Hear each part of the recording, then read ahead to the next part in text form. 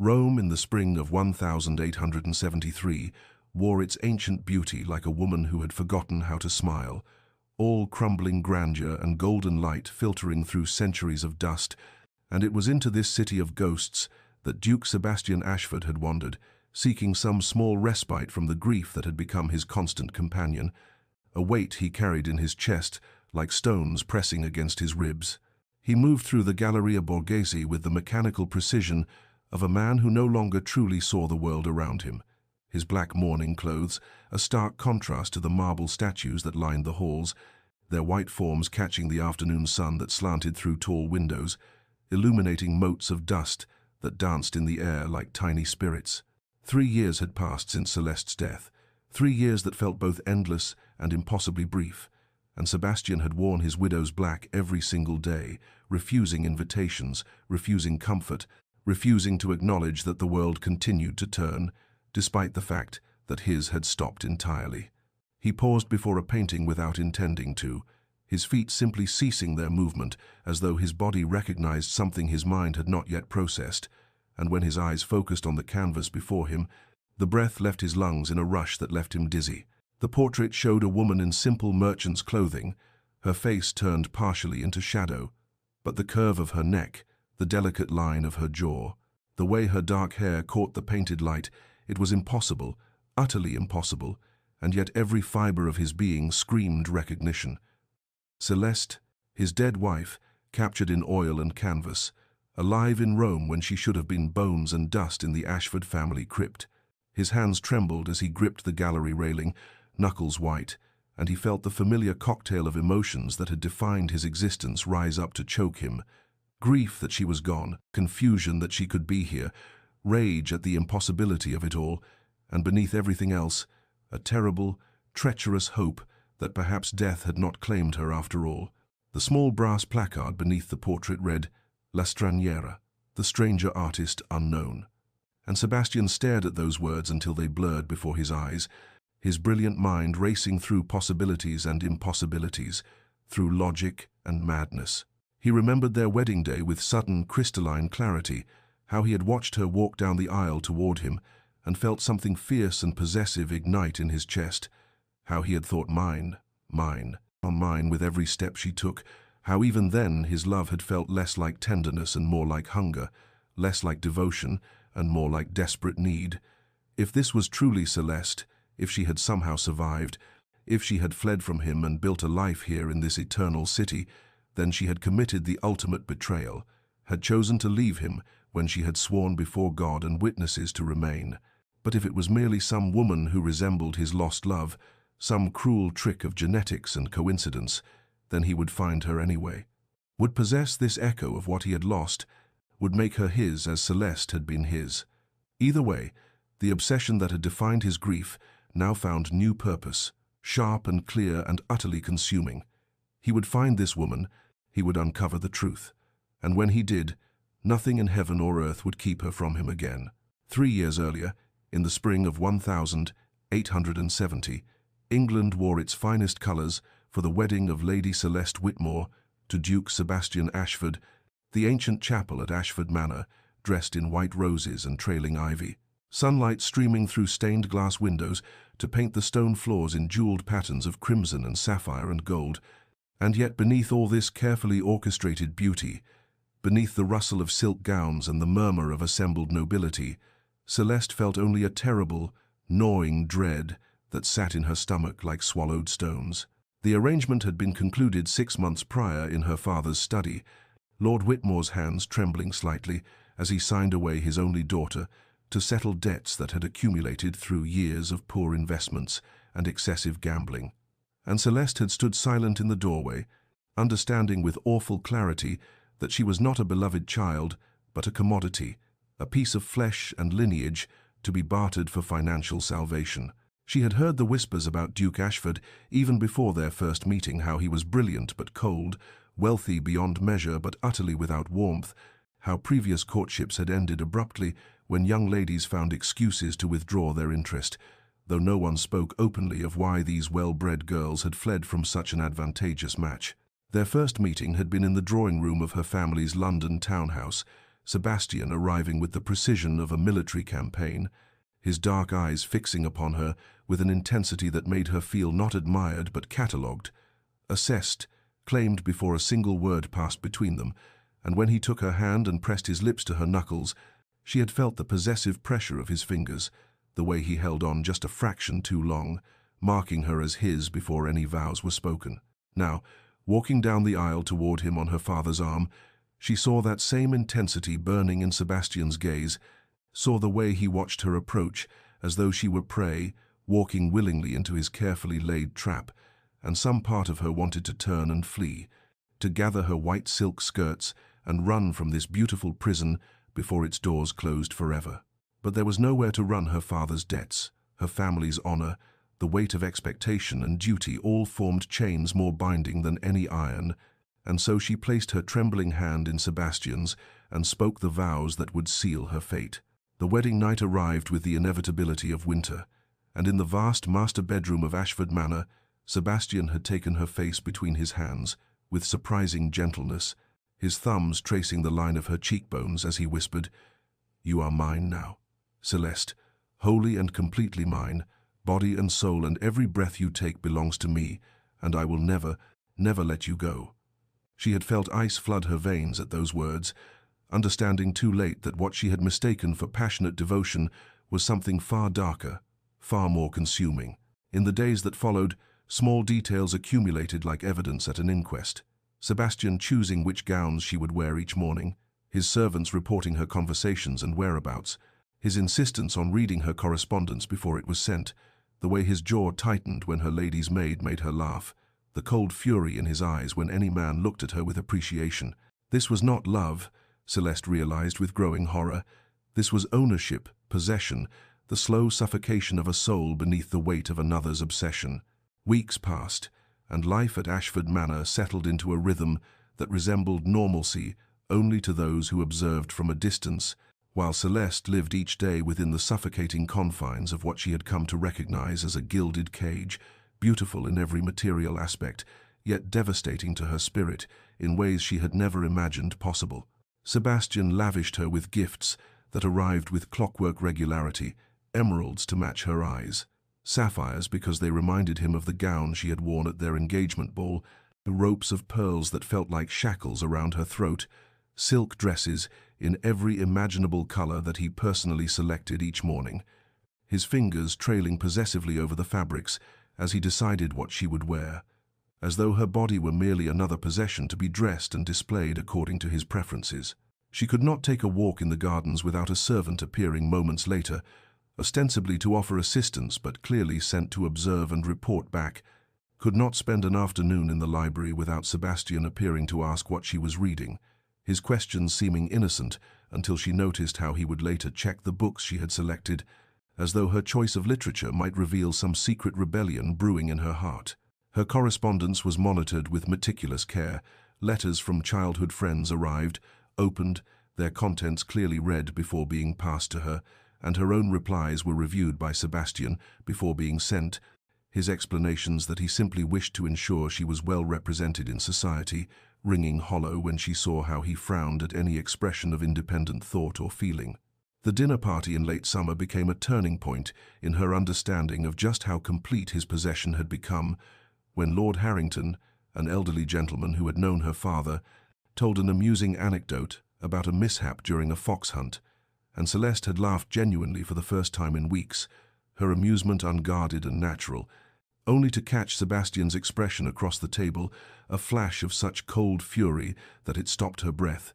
though he smiled and joined the laughter a moment later, as though nothing had occurred. That night, after the guests had departed and the house had fallen into silence, he came to her chambers and spoke in that terribly controlled voice he used when his rage was greatest, telling her that she was his wife, marked by his name and bound by sacred vows, spoken before God and witnesses,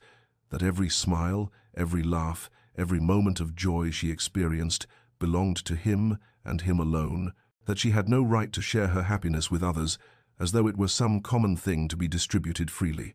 Celeste lay awake long after he left, understanding with perfect, terrible clarity that wealth meant nothing, that title and position were worthless, that she lived in a beautiful prison where the bars were made of obligation and obsession rather than iron, and that if she did not find some way to escape, Sebastian's love would consume her entirely until nothing remained of the woman she had been, until she became merely a reflection of his desires,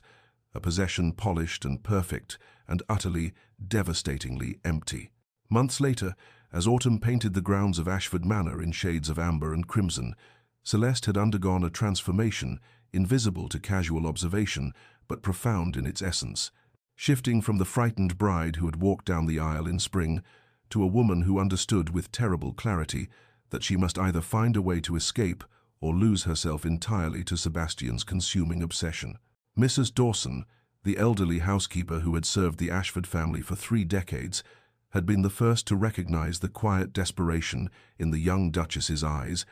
had seen how Celeste would stand at the windows overlooking the gardens with the expression of a caged bird studying the sky, and in small gestures of kindness, a cup of tea brought unbidden, a gentle word, when Sebastian's demands grew particularly suffocating, the old woman planted seeds of possibility that something different might exist beyond these walls. Dr. Hartley, the family physician, proved the second unexpected ally, a widower of 50 years, whose kind eyes had witnessed enough of human suffering to recognize a woman being slowly smothered beneath the weight of her husband's devotion. And during his regular visits to attend to minor ailments of the household staff, he began to observe the small signs that accumulated like evidence, how Celeste would flinch slightly when Sebastian entered a room unexpectedly,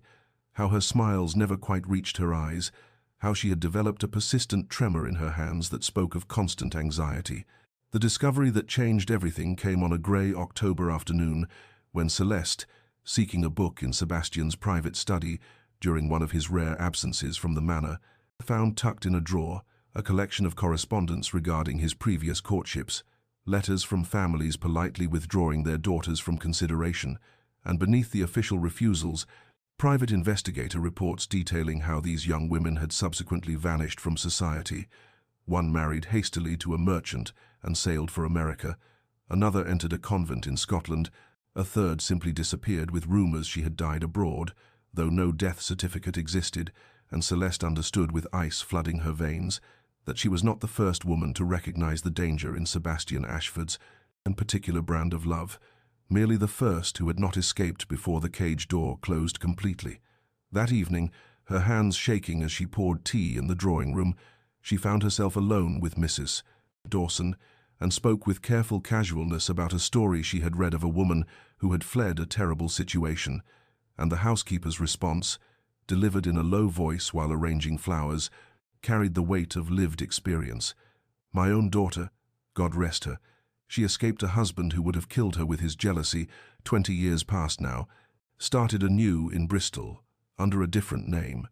and sometimes, Your Grace, sometimes the only way to survive is to become someone new entirely. The seed of possibility took root in Celeste's mind with the ferocity of desperate hope, and she began her own careful preparations,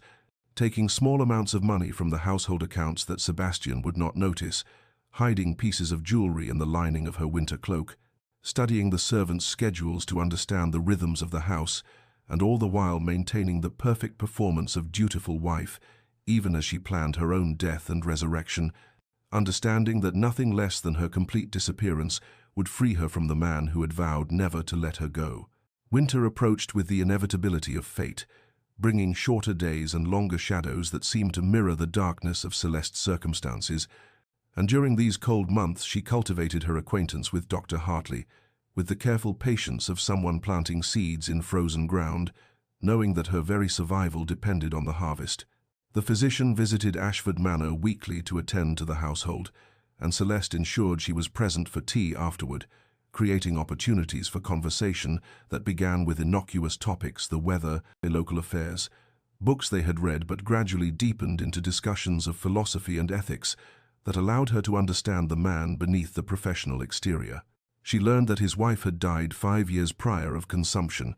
wasting away over months, while he stood helpless despite all his medical knowledge, and she could hear in his voice the terrible guilt of a healer who could not save the one person who mattered most, the unspoken belief that he had somehow failed in his fundamental duty. During one particularly intimate conversation in the library while Sebastian was away inspecting his northern properties, she posed a hypothetical question with her heart hammering against her ribs. What would a physician do if someone needed to disappear for their own survival, if remaining visible meant certain destruction? Doctor. Hartley had looked at her with those knowing eyes and asked quietly whether they were still speaking in hypotheticals, and in that moment Celeste understood she had found either her salvation or her doom. The plan crystallized over weeks of carefully coded conversations. Doctor. Hartley wrestling visibly with the conflict between his Hippocratic oath to do no harm and his growing understanding that helping Celeste vanish might be the greatest act of healing he could perform, that sometimes saving a life required methods no medical school taught. The turning point came on a January afternoon when Sebastian, in one of his possessive rages over some imagined slight, had gripped Celeste's arms with such force that bruises bloomed like dark flowers on her pale skin, and that evening she showed these marks to Dr. Hartley along with the lock that Sebastian had recently installed on the outside of her bedroom door, ostensibly to protect her but actually to control her movements, even while she slept. The physician's face had gone white with fury and recognition, and he spoke words that sealed their conspiracy. I have watched one woman I cared for die while I stood helpless. I will not watch another be destroyed when I have the power to prevent it. They settled on a plan both audacious and simple. Celeste would feign sudden illness. Dr. Hartley would administer a carefully measured combination of herbs that would slow her heart and breathing to imperceptible levels, creating the appearance of death that would fool even close examination. And Mrs. Dawson would arrange with a sympathetic undertaker to switch Celeste's body for that of an unclaimed pauper woman, smuggling the living Duchess out of Ashford Manor in the very coffin meant for her burial, while Sebastian mourned over a stranger's corpse. The execution of the plan began on a bitter February morning, when Celeste descended to breakfast with careful pallor painted on her face and complained of feeling unwell, a headache that pressed behind her eyes like iron bands, and Sebastian's immediate concern carried that terrible possessiveness she had come to know so intimately, his insistence that she return to bed. That Dr. Hartley be summoned at once, that nothing should threaten what belonged to him. Over the following 3 days, Celeste's feigned illness progressed with theatrical precision, orchestrated by Dr. Hartley's careful direction. She refused food, claimed dizziness, allowed her skin to take on a clammy quality, achieved through clever application of damp cloths when Sebastian was not watching, and the Duke's anxiety transformed into something approaching panic, for in his twisted understanding, she could not be permitted to die because death would steal her from him more completely than any earthly separation. On the 4th night, with storm winds howling against Ashford Manor's windows like the keening of spirits, Celeste drank the bitter draught that Dr. Hartley had prepared, a carefully measured combination of belladonna and other herbs that would slow her heart to nearly imperceptible beats and make her breathing so shallow that even a physician's examination would confirm death, and as the liquid burned down her throat, she felt her body begin to cool from within, her limbs growing heavy as lead, her consciousness retreating to a small flickering point deep inside her skull, while her external self became a convincing corpse. The awful performance that followed would haunt her in dreams. For years afterward she could hear everything but could not move, could not signal that she still lived, trapped in the prison of her own paralyzed flesh as Dr. Hartley pronounced her dead in a voice trembling with feigned shock. And then came Sebastian's response, a howl of rage and anguish that seemed torn from the depths of his soul, as he screamed that she could not leave him, that she had no right to escape him even through death, and the sounds of furniture being smashed and of priceless objects hurled against walls, of a man whose tenuous grip on sanity had finally shattered completely. Through her paralysis, Celeste heard him rage that he would follow her into death, that they would be together in the grave if not in life, heard him weeping over her body with terrible broken sobs, while whispering promises to never forget her, to never love again, to preserve her memory as a sacred shrine, and in those moments she understood with absolute certainty that her escape had been necessary, that this was not love, but a sickness that would have eventually consumed them both. The hasty funeral arrangements proceeded with unseemly speed, Sebastian insisting she be buried within 2 days, as though he could not bear to be parted from her body, even in death, and during the night before the funeral, Mrs. Dawson and a sympathetic undertaker, whom Dr. Hartley had bribed with a small fortune, executed the final deception, switching Celeste's still paralyzed form for the body of an unknown woman who had died alone in London's workhouse. And through it all, Sebastian kept vigil beside what he believed was his wife's coffin, speaking to her in low, desperate tones about how she had been his entire world, how he would carry her in his heart until his own death came to reunite them, confirming in every whispered word the depths of an obsession that had masqueraded as devotion. Celeste woke to the rhythmic creaking of wooden wheels and the smell of hay and wool, her body aching as though she had been beaten, every muscle stiff and protesting as consciousness returned in slow, painful waves, and for a terrible moment she could not remember where she was or what had happened, until she opened her eyes to see the rough canvas covering of a cart above her and Mrs. Dawson's weathered face peering down with anxious relief, whispering, "Thank God, thank God. I feared the draught had been too strong." The journey to Dover unfolded in fragments of sensation rather than coherent memory, the bone-deep cold that no amount of rough wool blankets could dispel, the constant fear that Sebastian's men would overtake them at any moment, the guilt that gnawed at her heart for the pain she had caused, even as relief flooded through her at each mile that separated her from Ashford Manor. And through it all, Mrs. Dawson sat beside her with a small leather bag containing the few pieces of jewelry Celeste had managed to hide, and enough coins to start a modest life somewhere far from England's shores. The crossing to France on a merchant vessel was accomplished in a blur of seasickness and terror. Celeste huddled below deck with her face hidden beneath a widow's veil, mourning in a strange and literal way for the death of Lady Celeste Ashford, even as she was simultaneously that very woman breathing and alive, and she found herself weeping not just from fear, but from a profound sense of loss for the life she might have had if Sebastian had been capable of love instead of possession, if her father had not sold her to settle his debts, if the world had been different in 1,000 small ways. In Paris, she became Catherine Moreau through the simple expedient of declaring it so, cutting her long dark hair short in a style that would have scandalized London society,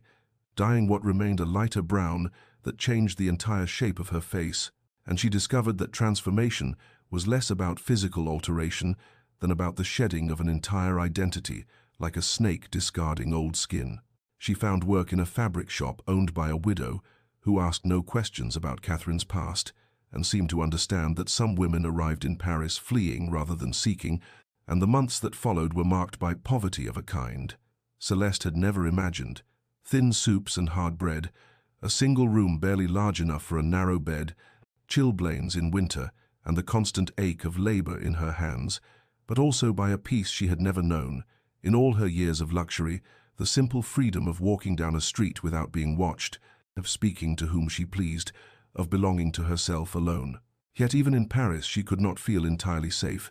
could not shake the fear that Sebastian would somehow discover the deception, that Dr. Hartley's careful falsifications would unravel, that she would wake one morning to find her husband standing over her with that terrible possessive smile. And so after 8 months of saving every spare sou, she boarded another ship bound for Italy, for Rome, for a city so distant from England that surely even Sebastian's long reach could not find her there. Weeks passed, then months, and Catherine saved every spare coin with the fierce determination of someone building not just a future, but a fortress against the past,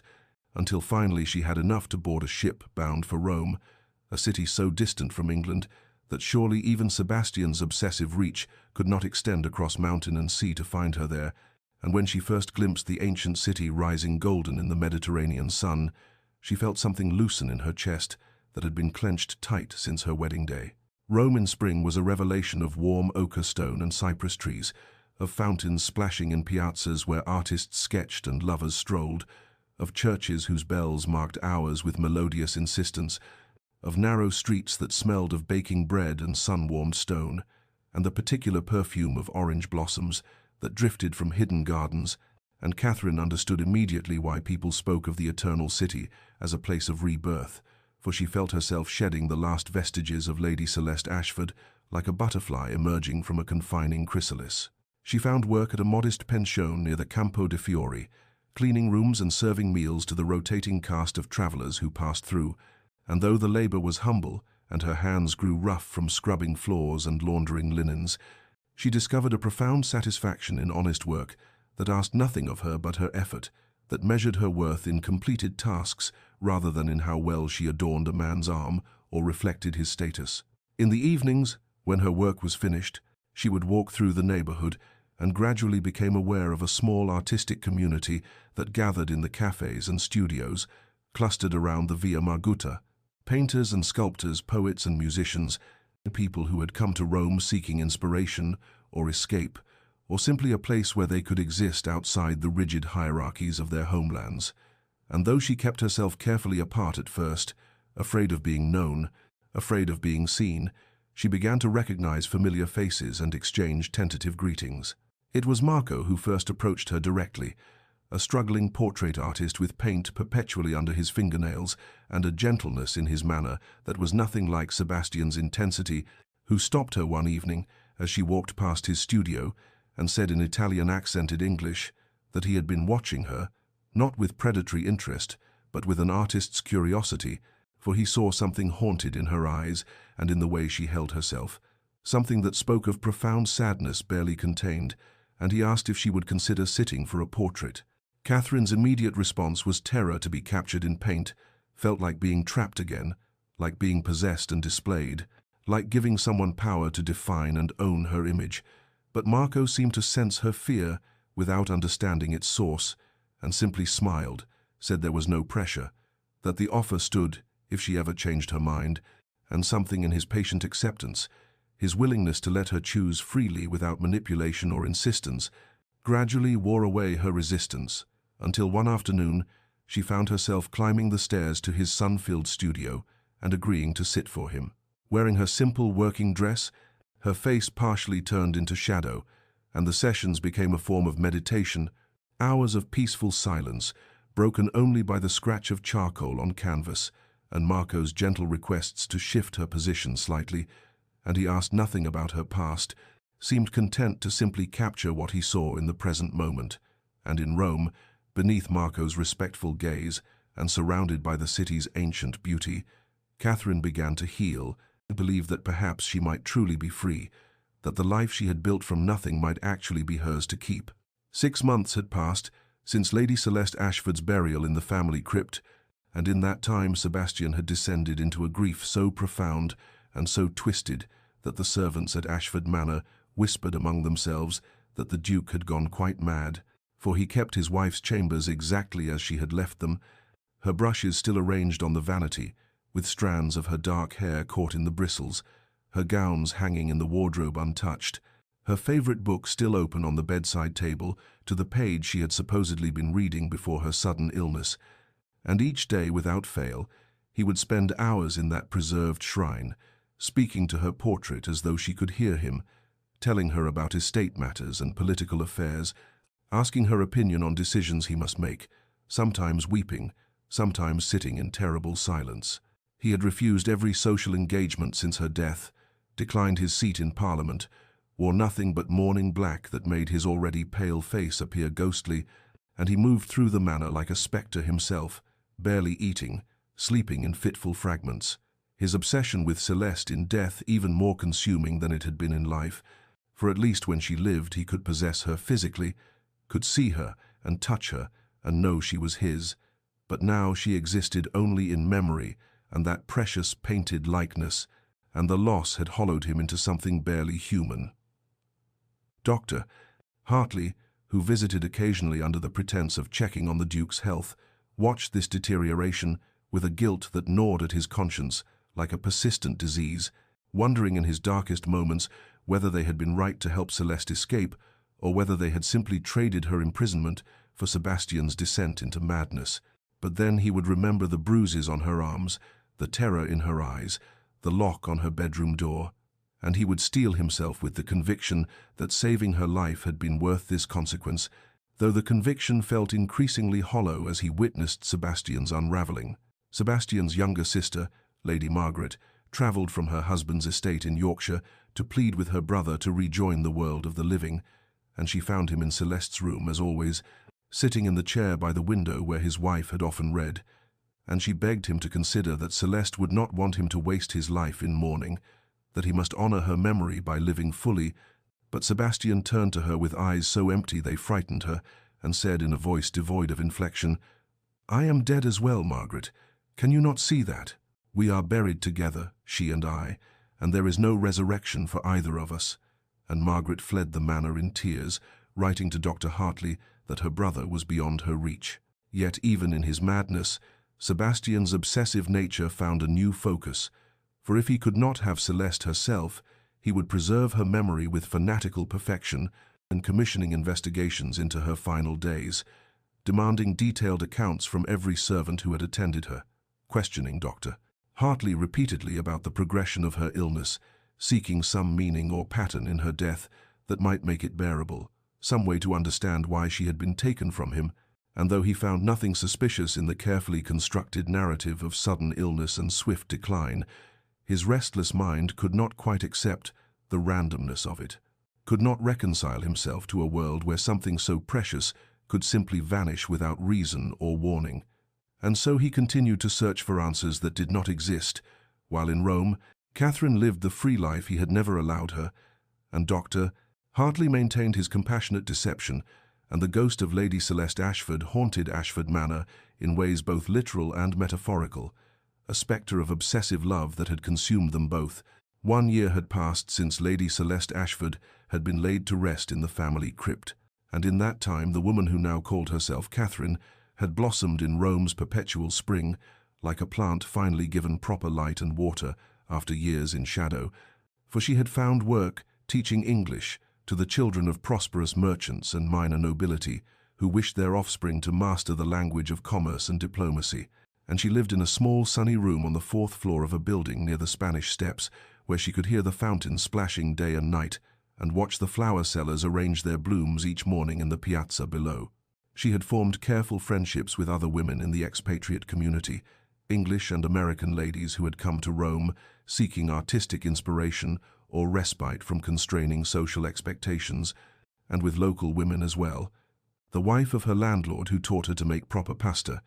the seamstress in the shop below who altered Catherine's modest dresses and shared gossip over cups of strong coffee, and though Catherine still guarded the truth of her past with absolute vigilance, never speaking of her life before Paris, never mentioning a husband or a title or the cold grey stones of Ashford Manor,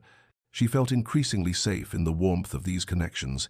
increasingly convinced that her new life was solid and real and hers to keep. Marco had become her dearest friend in Rome.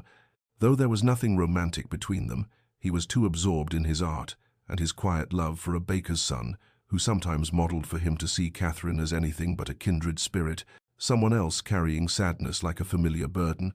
But his friendship was precious to her precisely because it asked nothing, demanded nothing, simply existed in the comfortable space of shared silence and occasional conversation. The portrait he had painted of her, La Straniera, had taken months to complete because he worked on it between commissions,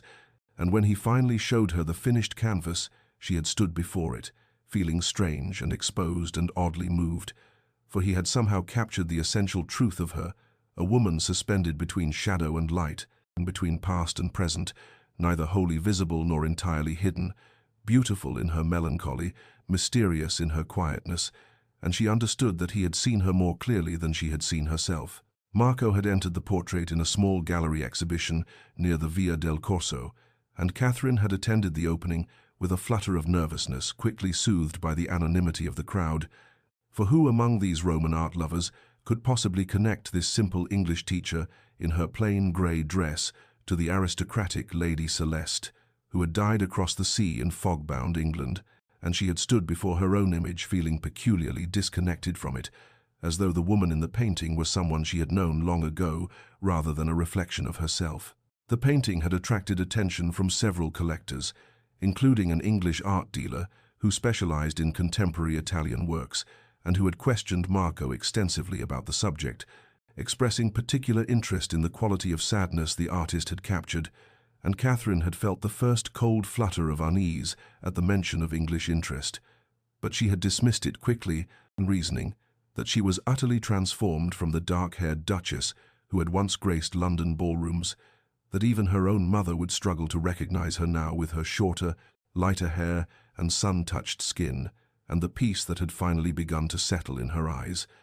And she returned to her small sunny room that evening, convinced that she was safe, that the past was truly buried, that Catherine Moreau had become as real and solid as the Roman stones beneath her feet. 3 years had passed since Lady Celeste Ashford's death, and Duke Sebastian Ashford stood in a sun-drenched gallery in Rome during the spring of 1873, his body rigid with shock as he stared at a portrait that should not exist, could not exist, yet hung before him with undeniable reality, a woman in simple merchant's clothing, her face partially shadowed by the angle of light the artist had captured,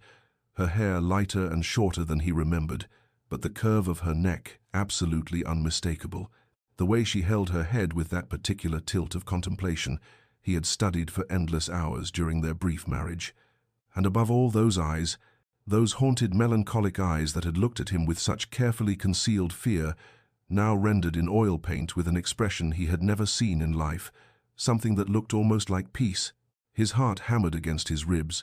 with such violence he thought he might collapse there on the polished marble floor among the other gallery patrons who drifted past the painting, without recognition, without understanding that they were looking at a ghost, at a woman 3 years dead and buried in the Ashford family crypt. And Sebastian's mind raced through impossible explanations, coincidence, resemblance, his own madness finally consuming him completely, but he rejected each one with the certainty of a man who had memorized every detail of his wife's face and form, who had spent 1,000 hours studying her portrait at Ashford Manor, who knew beyond any shadow of doubt that this was Celeste, his Celeste, impossibly alive and living in Rome under God, knew what name and circumstances. He approached the gallery owner with barely contained urgency, demanding to know the artist, the subject, every detail of the painting's provenance, and the portly Italian gentleman could tell him only that the work was titled La Straniera. The Stranger, painted by a local artist named Marco Bellini, who specialized in portraits of the city's expatriate community, and that the subject's identity was unknown, anonymous, merely a woman who had sat for the artist some months ago. Sebastian's hands trembled as he gripped his walking stick, his mind simultaneously calculating and raging. For if this portrait was recent, then Celeste had been alive all this time, had faked her death with deliberate cruelty, had abandoned him and fled to Italy while he mourned her like a madman, and the betrayal of it burned through him with acid intensity, even as a terrible joy surged beneath the rage. Because she was alive, she existed somewhere in this ancient city, breathing and walking and living without him, which meant she could be found, could be reclaimed, could be made to answer for what she had done. He studied the painting with renewed intensity, noting the differences. The lighter hair suggested deliberate disguise. The humble clothing spoke of reduced circumstances, but that expression of peace, that softness in her features that had never existed when she was his wife, that subtle transformation suggested she was happy in her exile, content in her freedom, and the realization ignited his obsession with devastating force. Because if it was truly Celeste, then she had betrayed everything sacred between them and deserved his wrath. She deserved to be dragged back to England and made to remember her vows and her place.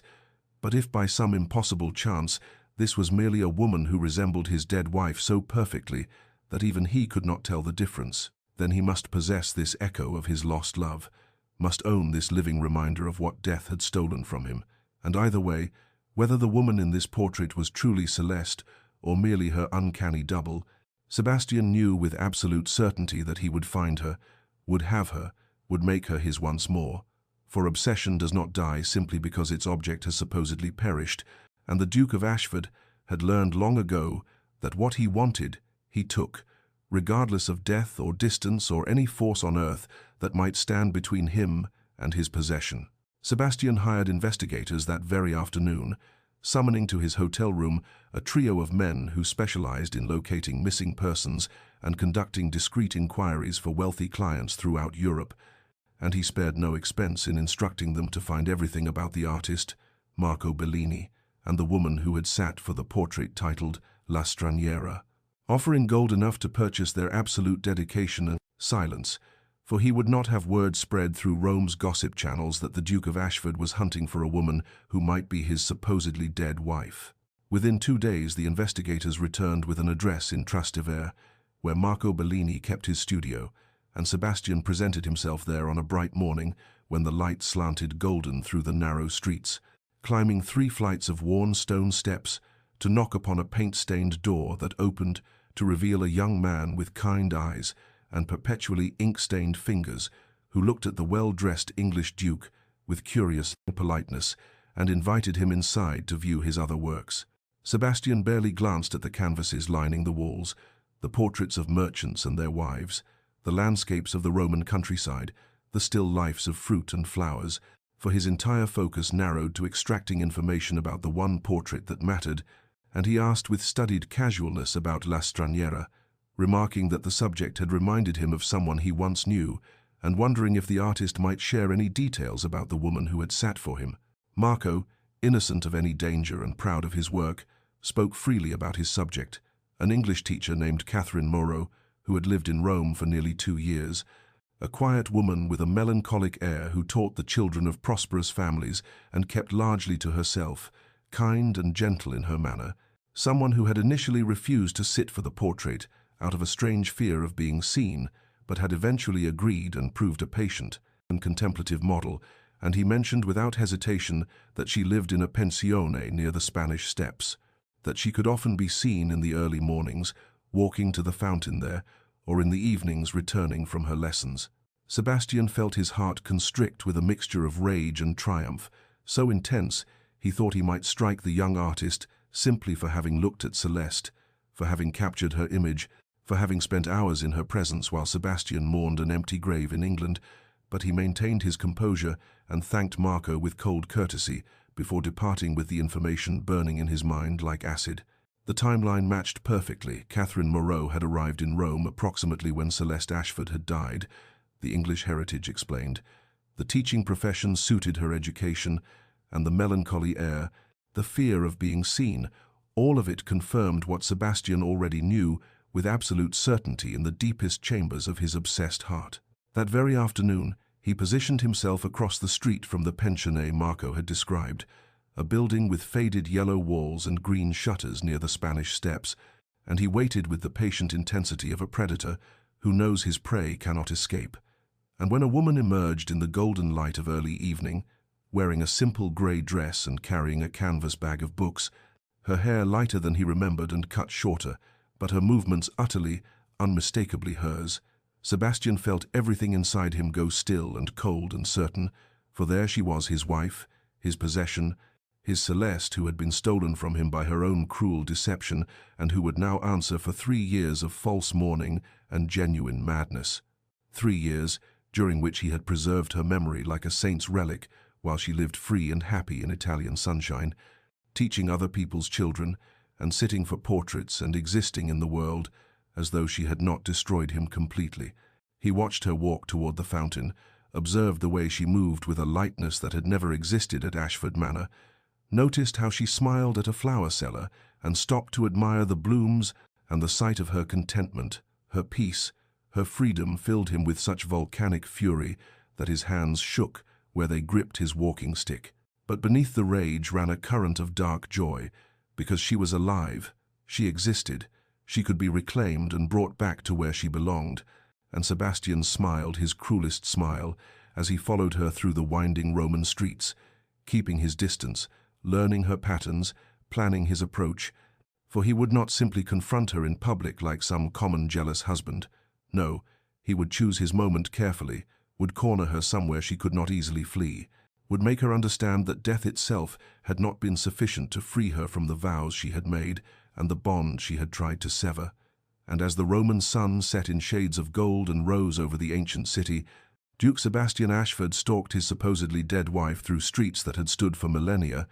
a man consumed by obsession who had finally found the object of his twisted devotion and would not rest until he possessed her once more. Catherine had walked this route 100 times in the 2 years since she arrived in Rome, from her pensione near the Spanish Steps to the small piazza with its weathered fountain, where she sometimes stopped to rest before continuing to her afternoon lessons.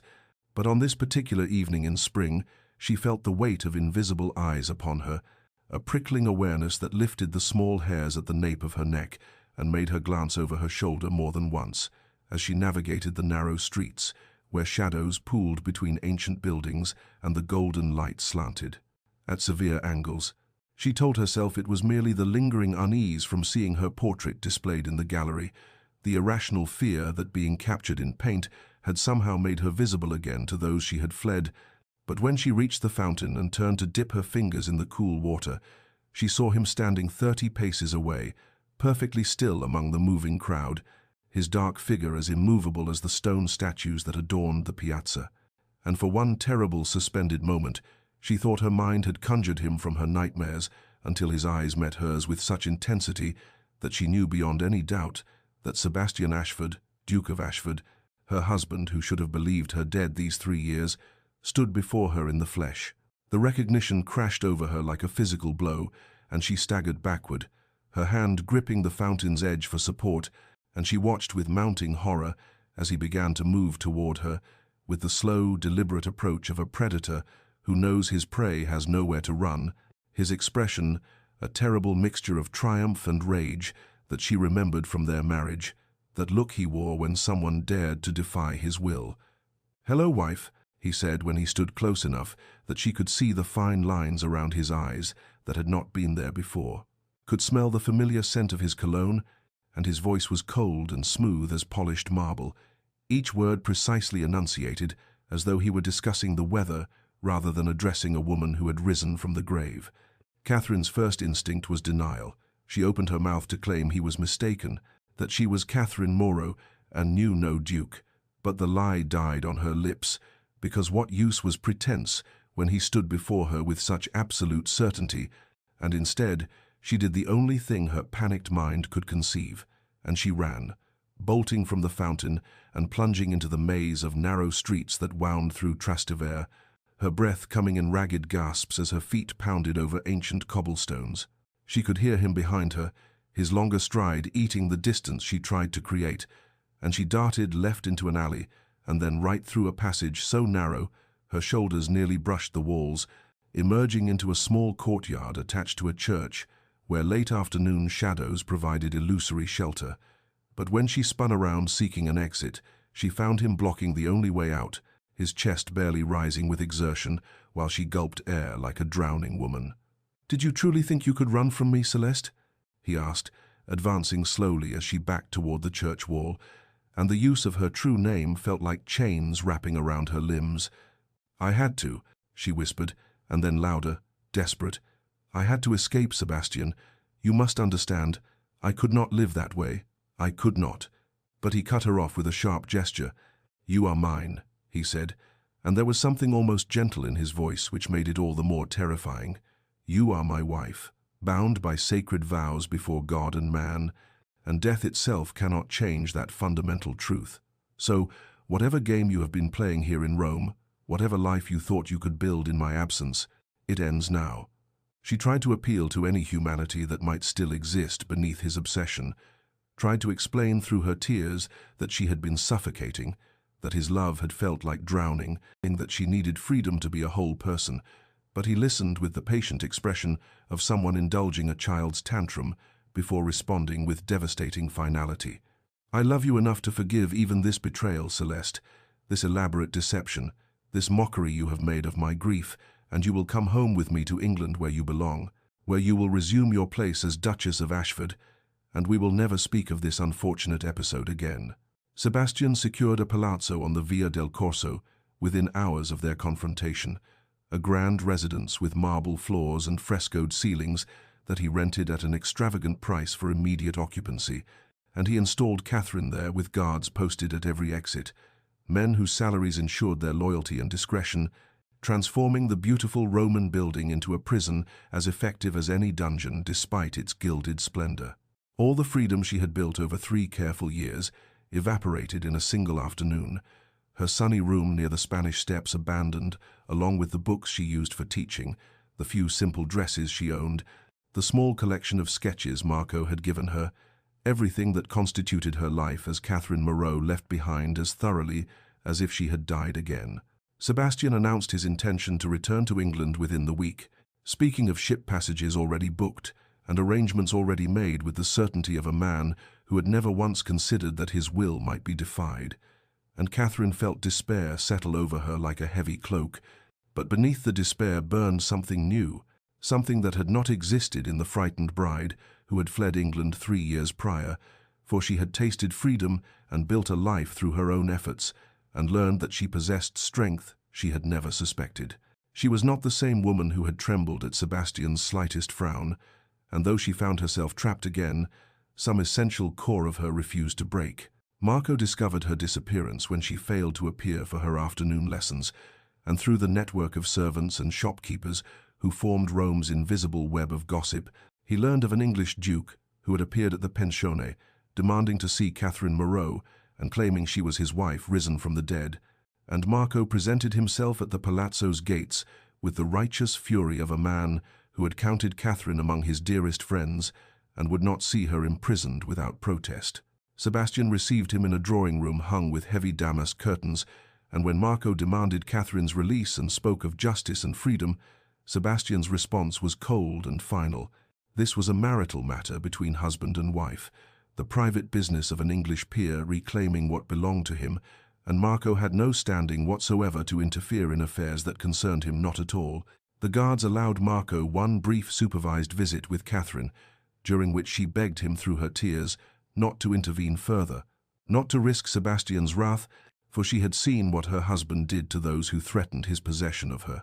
But Marco left the palazzo and immediately alerted the small community of English and American expatriates who had befriended Catherine, and they began to plot what assistance they might offer, though none knew quite how to oppose a duke's legal rights over his wife. Meanwhile, in the palazzo's beautiful rooms, Catherine and Sebastian engaged in terrible, honest conversations that stripped away the polite pretenses of their marriage, and she asked him the question that had haunted her throughout their union.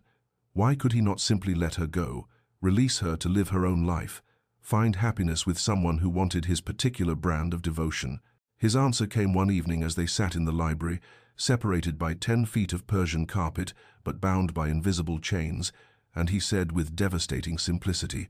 "Without you, I am nothing. Celeste, you gave my life meaning and purpose. You made me feel something beyond the emptiness that has consumed me since childhood, and I would rather see you miserable at my side than happy beyond my reach. For at least in your presence I exist as something more than a hollow shell performing the duties expected of my title." The crisis came on the 4th night of Catherine's captivity in the palazzo,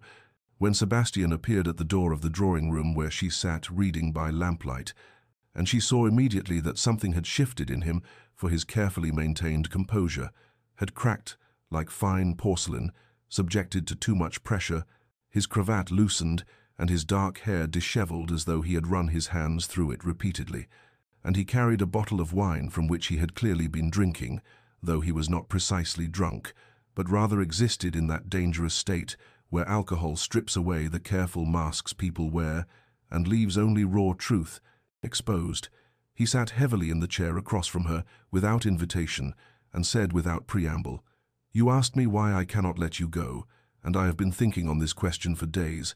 and I realize you deserve an answer, though you will not like what you hear." And Catherine set aside her book and waited with held breath for whatever revelation was coming. Sebastian began to speak then of his childhood, in sentences that came haltingly at first, but gained momentum like a carriage rolling downhill, describing the cold marble halls of his family's estate, where love was never mentioned and duty was the only virtue that mattered, where his father, the old duke, had ruled with iron discipline and viewed any display of emotion as weakness, to be beaten out of a son who must someday command respect through fear and control. He told her of being 6 years old and crying over a dead puppy, only to have his father lock him in a cellar for 3 days, to teach him that sentiment was for women and weaklings, of being 10 and daring to speak up for a servant. His father wished to dismiss unjustly,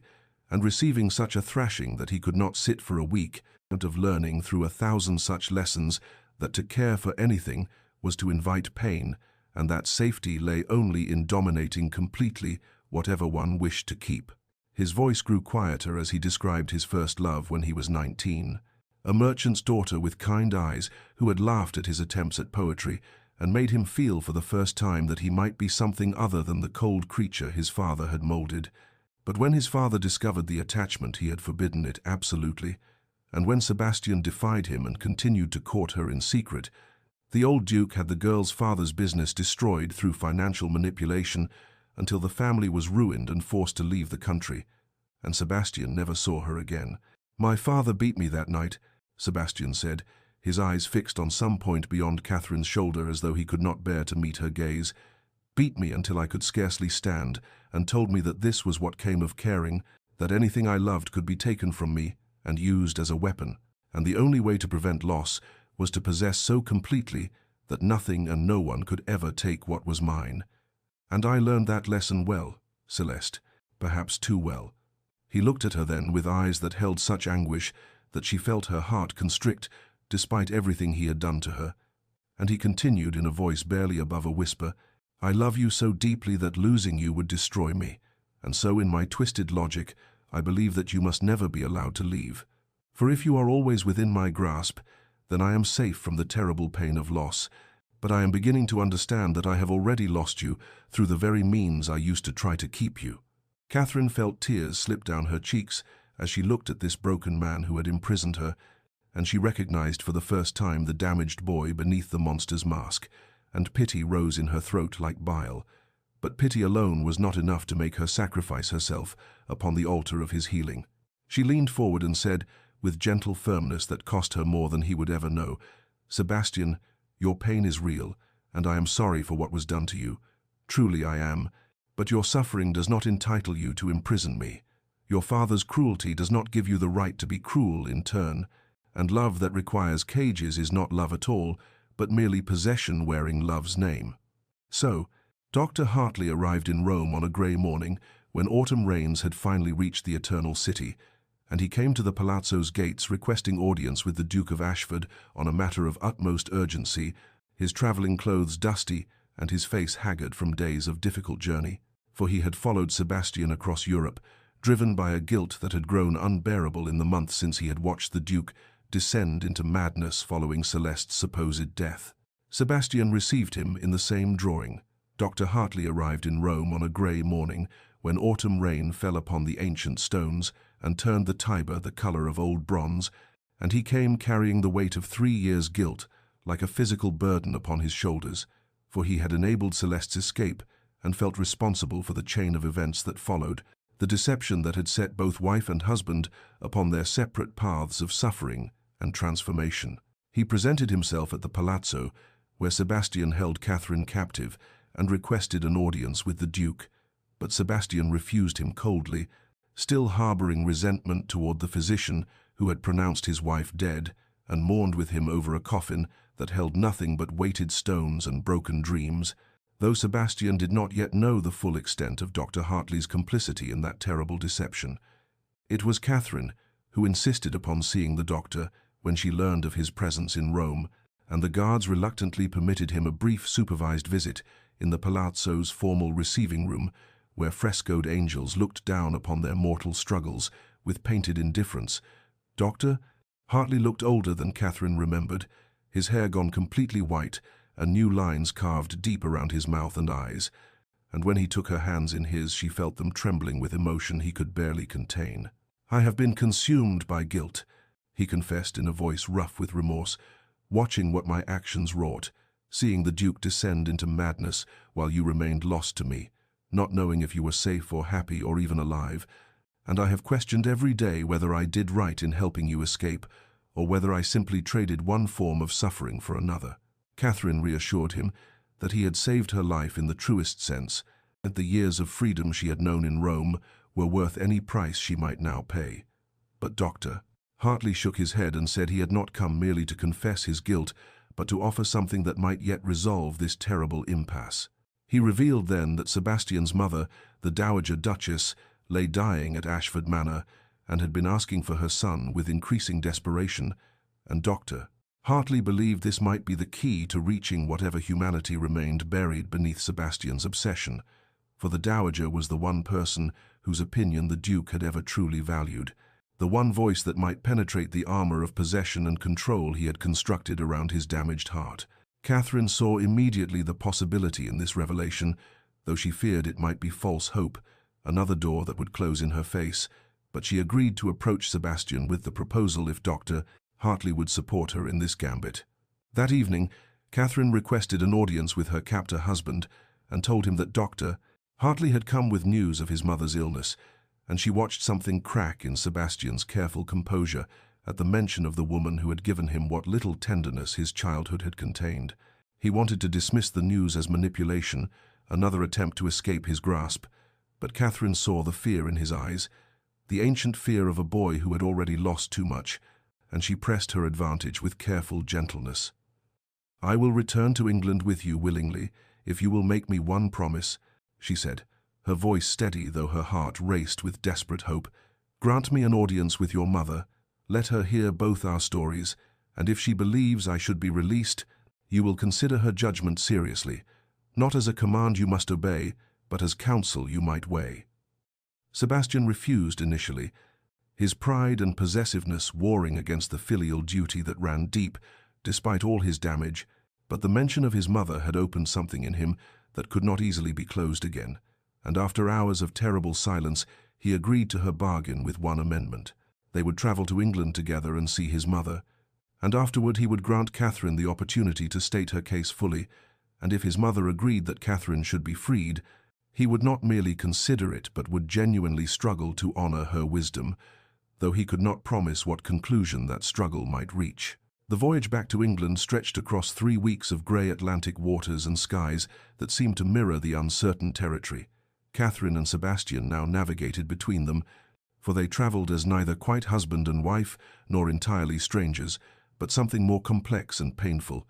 Two people bound by history and law, yet separated by an abyss of hurt that might never be fully bridged. Sebastian had arranged separate cabins as promised, a concession Catherine recognized as significant given his previous need to control her every movement, and they met for meals in the ship's dining salon, where other passengers provided a buffer of normalcy, and the rituals of formal dinner conversation prevented the most dangerous intimacies. Yet there were moments when the careful distance between them collapsed like a wave against the ship's hull, unexpected and overwhelming, such as the afternoon when Sebastian took ill from the rolling seas, and Catherine found herself at his cabin door with ginger tea and cool cloths, tending him with the same automatic compassion she would offer any suffering creature, despite the voice in her head that whispered he deserved no kindness from her hands. He looked up at her through fever-bright eyes as she pressed the cloth to his forehead and said hoarsely, "You need not do this. I have treated you abominably." And she replied simply, "I am not cruel, Sebastian, I never was, and I will not become so now merely because you gave me cause." They began to speak more honestly during those long days at sea than they ever had during their brief marriage. Strange, stilted conversations that happened during promenades on deck or in the ship's library, where other passengers nodded politely and moved away, giving the obviously troubled couple their privacy. Catherine learned things about Sebastian she had never known, details of his childhood that filled in the terrible picture he had begun to sketch in Rome. And though understanding did not excuse his actions, it did provide context that made him seem less monster and more damaged man, which was somehow both better and worse. There was the evening when a drunk passenger made inappropriate advances toward Catherine in a dim corridor, and Sebastian appeared from nowhere, with cold fury in his eyes, positioning himself between her and the threat with such protective instinct that the drunk retreated quickly. And Catherine found herself thanking him with genuine gratitude, even as she recognized the irony of being protected by the very man she needed protection from. One night they stood together at the ship's railing, watching moonlight silver the dark waters, and Sebastian asked in a voice so quiet she almost could not hear it over the wind, "Did you ever love me, even a little, or was it always only fear and duty?" "How?" Catherine considered lying, considered offering him some small comfort, but she had learned in Rome that truth was the only currency worth trading, and so she answered with careful honesty, "I wanted to love you, Sebastian, I truly did, for you were handsome and powerful, and I believed that perhaps in time affection might grow as they say it does in arranged marriages. But you never gave me room to discover what I might have felt, because you filled every space with your own need and possession, and love cannot grow in soil where there is no air to breathe." She saw him flinch, as though she had struck him, saw his hands tighten on the railing until his knuckles went white, but he did not rage or argue, only nodded slowly and said, "I understand." And they stood in silence, watching the moon's path across the water until the cold drove them inside to their separate cabins and separate beds. Catherine lay awake that night in her narrow bunk, feeling the ship roll beneath her and wondering if Sebastian too lay sleepless in his own darkness. And she thought about the question that haunted her increasingly. Could someone so fundamentally damaged ever truly change? And did she owe him anything beyond basic human compassion? And what did it mean that despite everything he had done to her, she still felt something when she looked at him that was not quite pity, but not quite indifference either? Her conclusion, reached somewhere in the small hours before dawn, was that she owed him truth and compassion as she would owe any human being. But she did not owe him her life or her freedom or her future, and whatever happened when they reached England and stood before his dying mother, Catherine would not sacrifice herself, even if it meant watching him break completely, for she had died once already to escape this cage, and she would not climb willingly back inside, no matter how gilded its bars or how pitiable its keeper. They arrived at Ashford Manor in autumn, when the trees surrounding the estate had turned to copper and gold, and the sight of those familiar grounds struck Catherine with unexpected force, for this was where her gilded cage had first closed around her, and where she had lived in mounting terror until she had been desperate enough to orchestrate her own death. And now she returned willingly but warily, tethered to Sebastian by the fragile bargain they had struck aboard the ship, and by the dying woman who waited within those ancient stone walls. The Dowager Duchess Marguerite Ashford lay in her chambers on the second floor, where afternoon light filtered through leaded windows and fell across her diminished form like benediction, and though her body had been ravaged by the wasting illness that consumed her from within, her eyes remained fierce and intelligent, missing nothing as Sebastian and Catherine entered together and stood before her like supplicants awaiting judgment. She looked first at her son, taking in the changes 3 years of grief and obsession had carved into his features, the new hardness around his mouth, and the haunted quality in his eyes that spoke of suffering he had both endured and inflicted. And then her gaze shifted to the woman she had believed dead and buried, and Catherine saw immediate recognition flash across the dowager's face, followed by something that looked almost like relief. The old woman dismissed Sebastian with a wave of her frail hand, and commanded, in a voice still capable of authority despite her weakness, "Leave us. I would speak with your wife alone." And though Sebastian hesitated, torn between his need to control every situation and his ingrained deference to his mother, he ultimately obeyed and retreated to wait in the corridor beyond, closing the door softly behind him. Catherine stood frozen until the dowager gestured to a chair beside the bed and said with unexpected gentleness, "Come closer, child. I am not yet so diminished that I cannot see the fear in your eyes, and you need not be afraid of me, for I know already what you are and what my son has done." Catherine approached slowly and sat as bidden, and the dowager reached out with a hand that trembled slightly and took Catherine's fingers in her own cool grasp, and there was such sorrow in the old woman's face that Catherine felt her carefully maintained composure begin to crack. The dowager spoke then of things Catherine had never known, revealing how Sebastian's father, the late Duke, had been a man of cruel discipline, who believed that sentiment was weakness, and that his heir must be forged like steel through systematic hardship, and she confessed with tears gathering in her faded eyes that she had tried to protect her son but had failed, had watched helplessly as the sensitive boy he had been was slowly destroyed and rebuilt into something harder and more dangerous. She told Catherine of Sebastian's childhood, how he had loved poetry and music until his father beat such softness out of him, how he had cried over injured birds until he learned that tears earned only contempt, how he had gradually learned to hide his tender heart beneath layers of control and possession, because vulnerability had always been punished and strength rewarded only when it manifested as dominance. The dowager apologized to Catherine for not preventing the marriage, for knowing her son was too damaged to be anyone's husband, but allowing family obligation and social pressure to override her maternal instinct that this union would bring only suffering, and Catherine found herself weeping quietly as she listened to this dying woman's confession and regret. But then the dowager's tone shifted, and she squeezed Catherine's hand with surprising strength and said, "You were right to leave him, right to choose life over the slow death he would have given you. And I will not ask you to sacrifice yourself upon the altar of his brokenness, but I would ask something else of you before I die." Catherine waited, hardly breathing, and the dowager continued, "Help him understand what love truly is, not by staying but by setting him free. For love that imprisons is not love at all, but only fear wearing love's mask. And until he learns this truth, he will never heal and will remain forever the broken thing his father made him." Catherine struggled to comprehend what the dowager asked of her, how she could possibly teach Sebastian anything when he had never listened to her before. But the old woman smiled sadly and said, "He is different now. You must have seen it during your journey together,